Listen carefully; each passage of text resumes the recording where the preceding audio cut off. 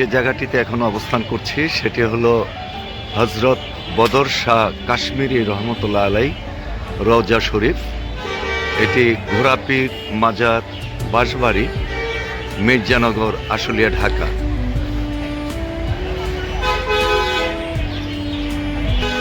আপনারা দেখতে পাচ্ছেন এটি মাজারের যে বাউন্ডারি, এবং বাউন্ডারির ভিতরে বিশাল বটগাছ।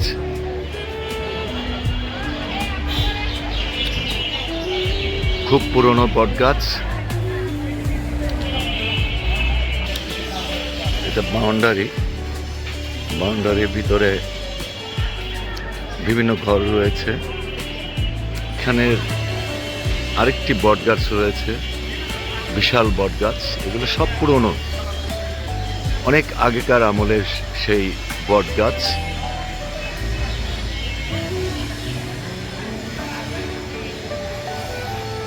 এই মাঝের তাদের ভক্তরা প্রতিনিয়ত আসেন এবং এই মাজার জিয়ারত করেন।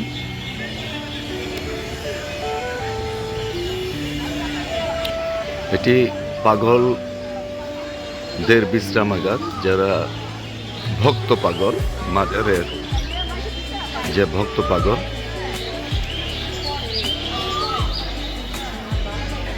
হজরত বদর শাহ কাশ্মীরি রহমতুল্লাহ আলাইয়ের যে ভক্ত, যারা পাগলদের যারা আসেন,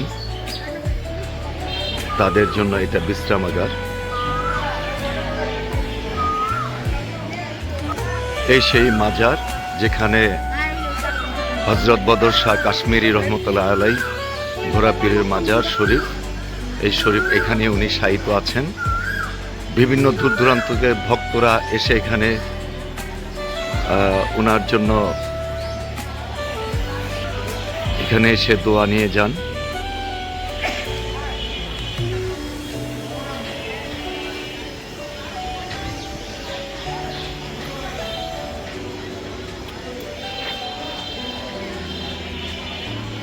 একটি সাইনবোর্ড দেখতে পাচ্ছি, সেখানে লেখা আছে হজরত বদর শাহ কাশ্মীরি রহমতুল্লাহ আলাই রোজা শরীফ ওরফে ঘোড়াপীর, বাঁশবাড়ি, মির্জানগর, আশুলিয়া, ঢাকা।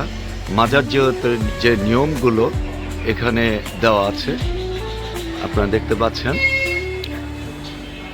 আস্তাগফিরুল্লাহ এক হইতে একাধিকবার বিজোড়, দরুদ শরীফ এক হইতে একাধিকবার বিজোড়, সূরা ফাতিহা ও ইখলাস এক হইতে একাধিকবার বিজোড়, মুনাজাত, কবরের সেজদা দেওয়া নিষেধ, নামাজ বেহেশতের চাবি, আল হাদিস। তো এই নিয়মগুলো এখানে লেখা আছে। যারা ভক্তরা আসেন তারা এই নিয়মগুলো পালন করে এখানে তাদের মাজারের দোয়া এবং বিভিন্ন যে তাদের শ্রদ্ধা এখানে করেন ওনারা। আমরা মাজারের সামনে ঘোড়া দেখতে পাচ্ছি। জানি না মাজারের সামনে ঘোড়া রাখাটা কতটুকু বিবেচ্য বিষয় বা কতটুকু ভালো মন্দ, আমি এটা সঠিক জানি না। তবে মাজারের ঠিক পাশেই ওনারা ঘোড়া রেখেছেন। উপরে যে বিশাল বটগাছ, অনেক পুরনো দিনের বটগাছ। এই বটগাছের পুরো মাজারটিকে ছায়া দিয়ে রেখেছে।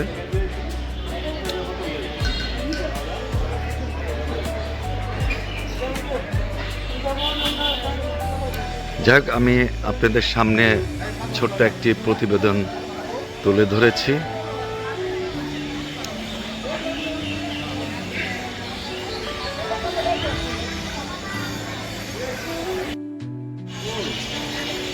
আবার কোনো এক ভিডিওতে দেখা হবে। আপনাদের অসংখ্য ধন্যবাদ। আল্লাহ হাফেজ।